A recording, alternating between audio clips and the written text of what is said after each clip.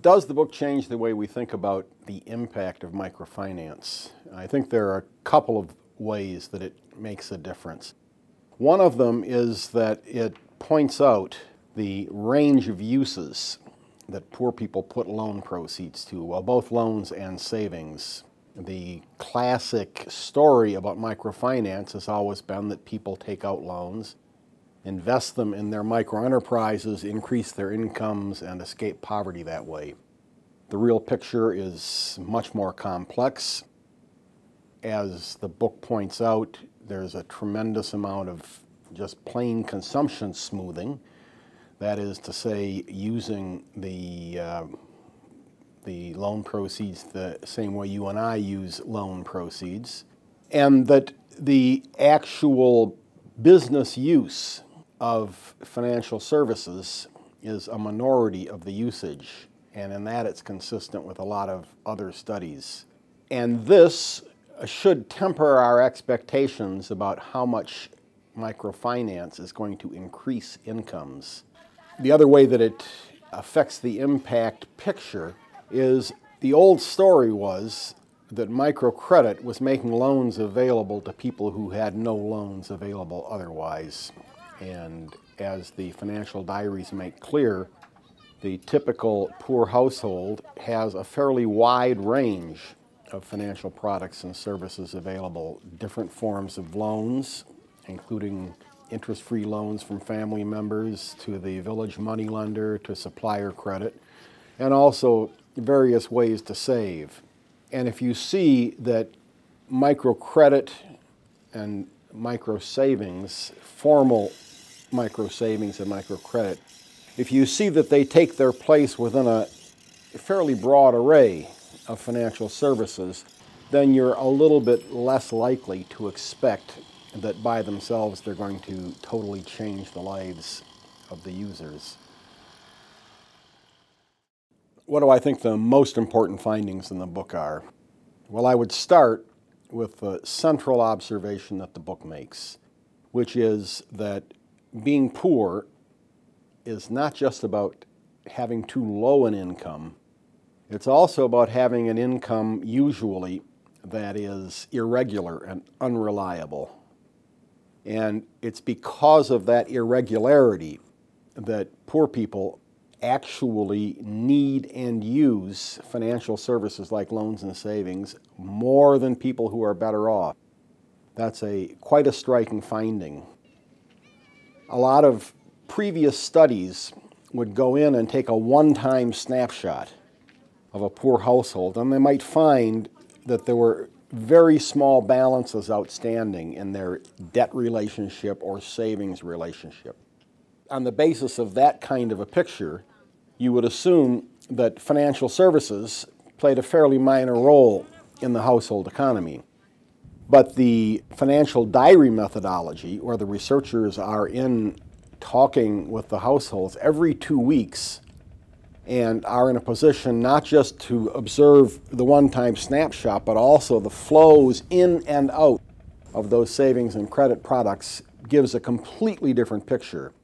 When you compare the flows in and out of debt and savings instruments to annual income, it ranges from 75% of annual income up to even 500% of annual income in some cases. So the picture that it gives us is one of very active use of loans and savings. And again, the reason for this is that poor people living on less than $2 a day, very seldom are salaried people who can count on a regular income. And if the income is coming in sporadically, you have to find ways to continue to eat every day and satisfy other basic needs, and that means saving and borrowing. I'd say a second important set of findings is about the actual uses to which poor people are putting their savings proceeds and their loan proceeds. One set of uses can be characterized simply as consumption smoothing.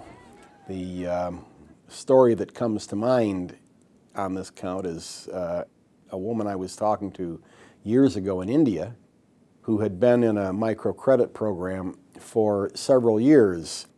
And I asked her whether she thought her family had more to eat over the course of a year than they had before she got in the program. And she was kind of a thoughtful lady. She considered it a little bit and then said, no, she didn't think so. And I asked her what good the microcredit was. And she looked at me as if I had a hole in my head and said, we eat every day now. So consumption smoothing is one very important use that the money goes to.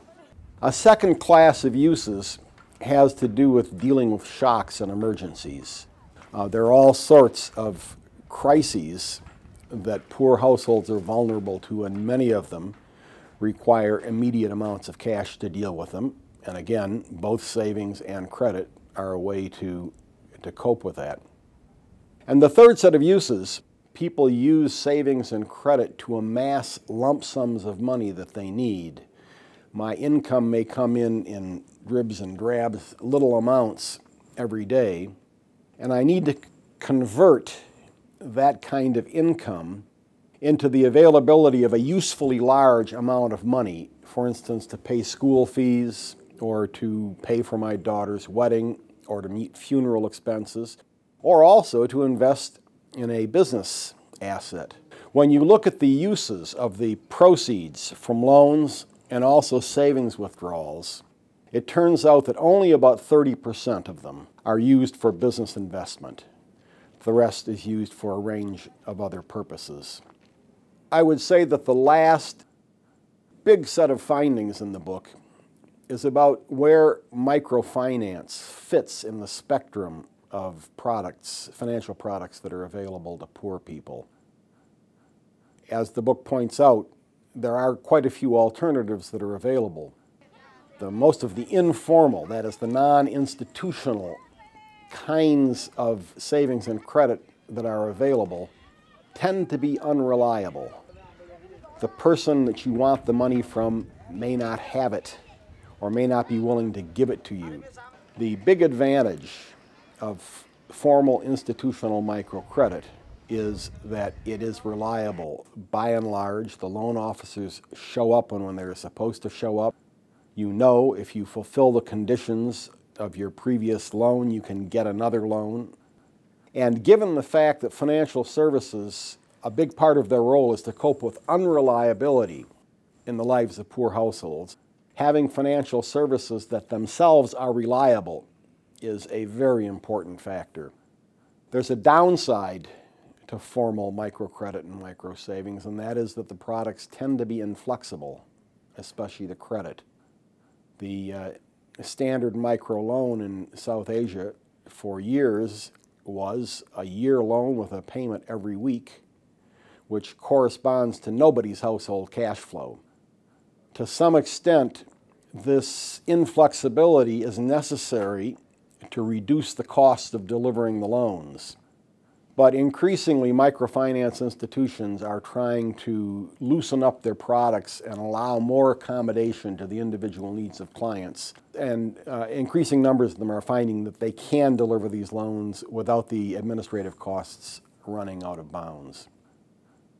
And those are the ones that I would highlight as the biggest findings of the book.